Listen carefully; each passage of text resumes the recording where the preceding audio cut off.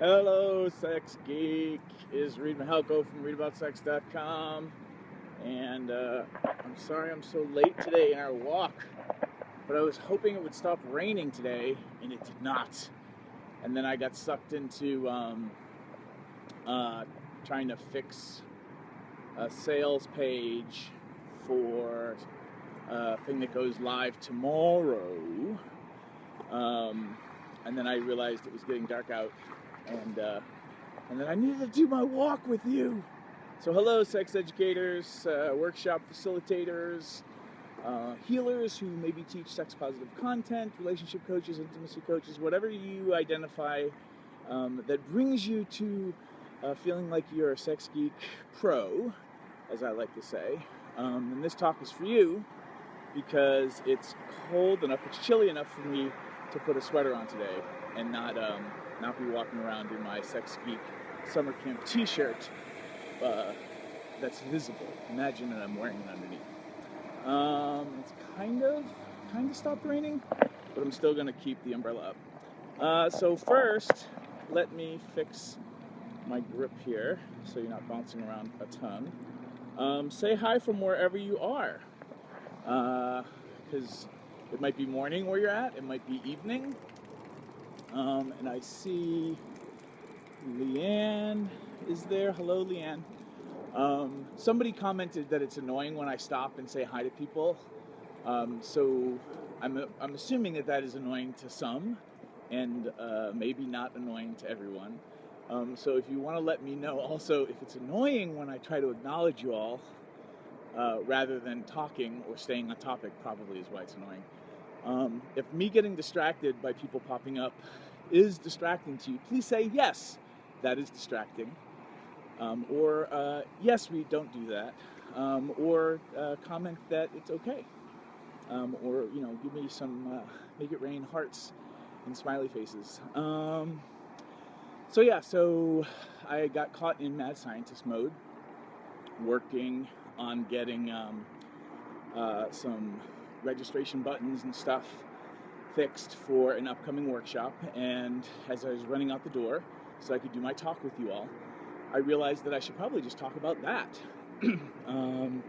For those of you who didn't know, about 18 months ago, 2 years ago, almost 3 years ago, but like 2 years ago, I was super busy. So in 2014, that was the first year. That was the year that I made a huge jump in my business. It was the first year that I almost cracked 6 figures in bringing in revenue, which is not like, that's what you gross, not what you net. Gross is what you bring in, all, just the big number. Net is what's left after you pay your expenses. So when people go like, oh my God, Reid, you almost broke 6 figures. I'm like, yeah, but I have a lot of expenses when you run around flying all over the country to teach. So, just because somebody says they have a 6 or 7 figure business, always ask them what they net, like how much money they had left over. Because if you have a 7 figure business and it costs you 8 figures to run it, that's not a good business. If you have a 5 figure business and it costs you 2 figures to run it, then you have a good business.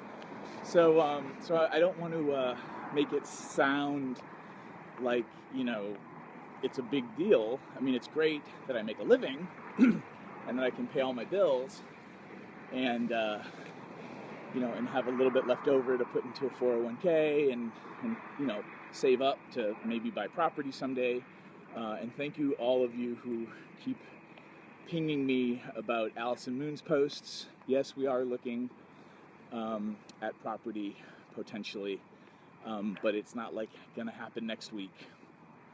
But I need to be a big adult, and sometimes purchasing things, big adult things, can be a good business move and also a good life move. So, but for all these years, I've only ever rented things, and that works really well for me. So yeah, I just want to remove all kinds of weird value judgments. Ultimately, what I'm interested in is people being self-expressed, feeling like they're not broken, and being able to create the lives that they want with useful tools. And I think that that's great sex ed advice, and I think it's great business advice. And, every choice that I make that's good for me isn't necessarily going to be a good choice for you or congruent to you.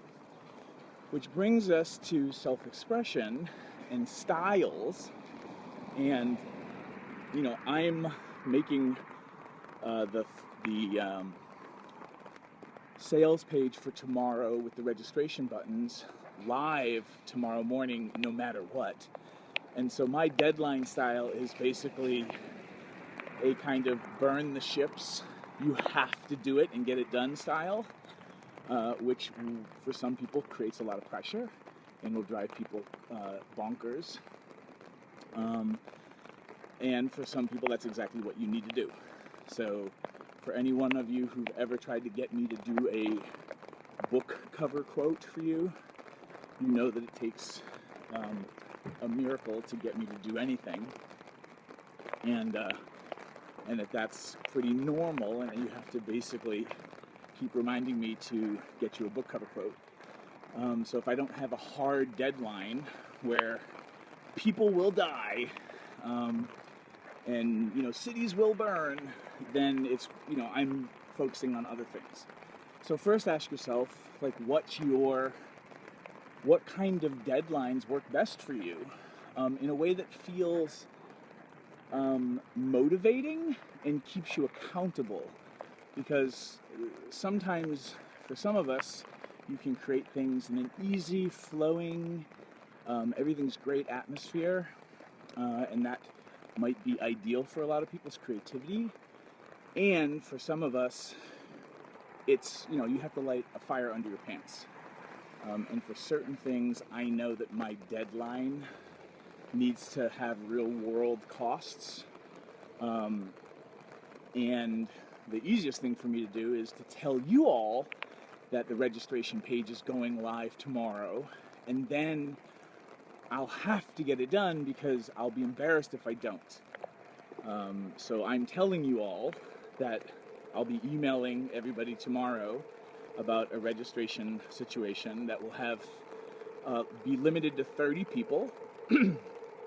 And because I've told you now and I risk public embarrassment, I will do everything in my power tonight to make sure that it's ready for tomorrow morning.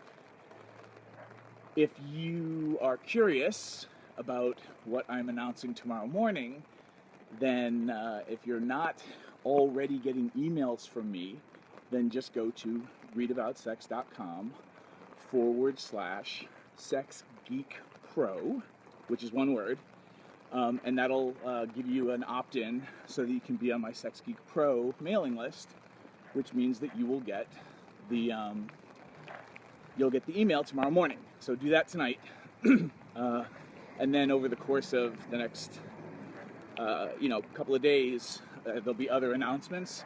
But the reason I'm telling you this, and I'm keeping it mysterious, because you can always hit unsubscribe later. The reason I'm telling you this is the cutoff, that workshop experience is sold out at 30 tops. So this will only be available for the first 30 people to come to the live event, and then everybody else can still purchase it and get all the recordings. So that's kind of how that's going to work. So knowing what your deadline style is can be really helpful, because then you know how to motivate yourself in ways that really actually get you to perform, hopefully in ways that don't cause you a lot of stress. But sometimes, pressure makes diamonds, and I have to tell everybody I'm doing something for me to actually do certain things. Yes, accountability helps, right? Thanks, Leanne.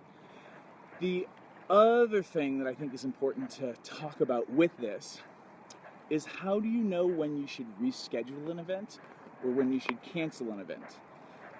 Because, 18 months ago, 2 years ago, I was really not taking care of myself. I created a whole bunch of stuff in 2014.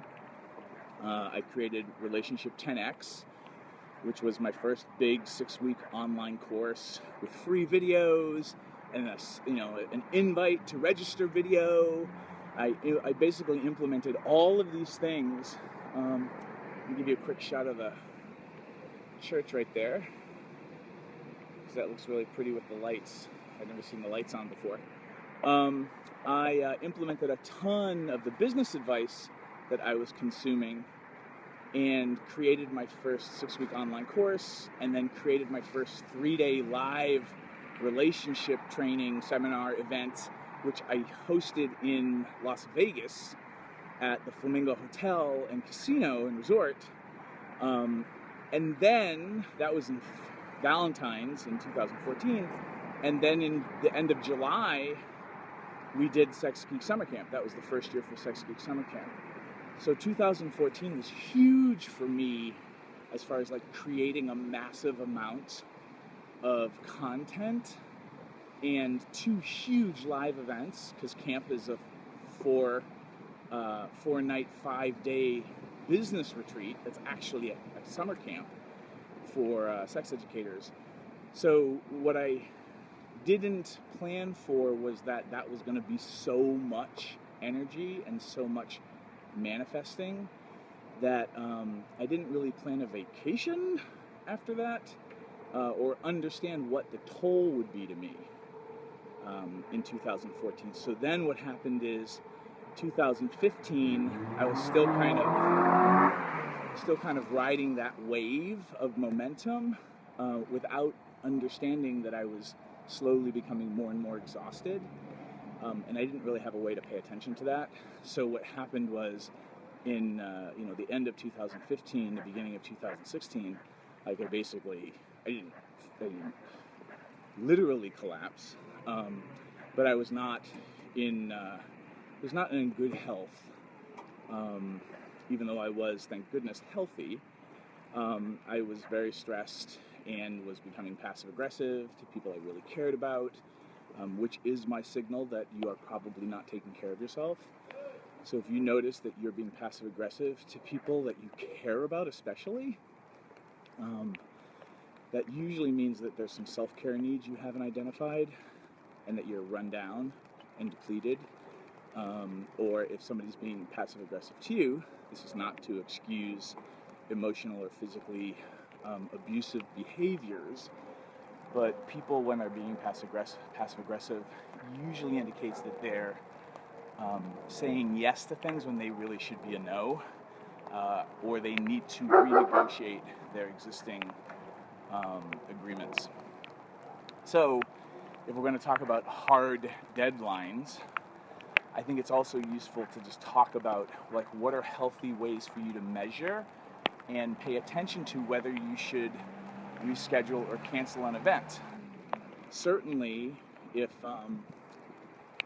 your health and well-being is on the line, I would advocate taking care of yourself and being able to let people know that, hey, I need to cancel this event, and here's how I'm going to make it up to you, or here's the restitution part of it. And then the other thing that I think has been really useful in talking to other sex educators and mentoring folks around business is have a number that is your cancellation date and number. What I like to call a kill date. You can name it something more elegant for you, but it's basically if we don't have X number of registrations by this date, we automatically cancel the event or automatically reschedule it. And what's great about knowing that number and that date is you can promote that. You can say, hey everybody, I'm running this event, and if we don't have 5 people registered by whatever date, the event itself will be canceled or rescheduled. Now some people don't like to do that because it will sound like you don't have confidence in the event. However, if you have really done a good job at inspiring and teaching and adding value to people's lives, and you're promoting these events to your fans and your pre-existing customers, then you can tell them, hey, here's the deal. I'm launching this new event, and unless we get this many people, it doesn't make sense for us to run the event. And then that way you can with integrity educate people, the way that we say, always be educating at camp, Abe. You can educate people to what to expect, and then motivate them as your fans and followers and customers to take action, so that we can definitely have this event that's going to be amazing and it's going to kick ass, and we need at least 5 people there. Now it's really starting to rain, but I keep wanting to tell you more. So the other thing about rescheduling and cancellation and having dates and numbers that you automatically cancel things by, I think when you're planning out a live event where the overcost is going to be bigger, and people are also buying tickets and stuff to fly in and whatnot, definitely have that cancellation date and number set far in advance, at least a month, because a lot of people are going to be buying tickets further out than 3 weeks. I mostly personally don't buy tickets for something until like a month out, but other people plan 6 months in advance. So set your date far enough out so that you're not really screwing people over with plane tickets and things. But the other thing that's really useful is your kill number or your cancellation number. Make that a minimum of the number of people you need for the event to break even. For some of you, you'll want to set the number higher so that your event is already making money. But at the bare minimum, set that number at having your event break even. Because then, if you make that minimum number, now with a little bit of wiggle room, because you might have last-minute cancellations, now that the bills for that event have been paid. That's the way I like to do it. And then if you're really on the ball and planning things far enough out, then what you do is you have an early bird ticket price with that number of early bird tickets being the number and at the early bird price that pays for the event. So let's say that an event costs $2,000 to run, and you're going to sell tickets for it for $500, or whatever, like just for math, $500. So you need 4 tickets to pay for the event, and then you're making money. And let's say the early bird tickets are, now I have to do math, are going to be $400 or $300. So you need to sell 7 tickets at $300 to make $2,100, and now you're in the black. Look at that, me doing math while I'm walking in the rain in the quickly approaching dark. So there, I'm gonna leave it at that. I'm announcing registration tomorrow morning for a 3-day business training course for sex educators.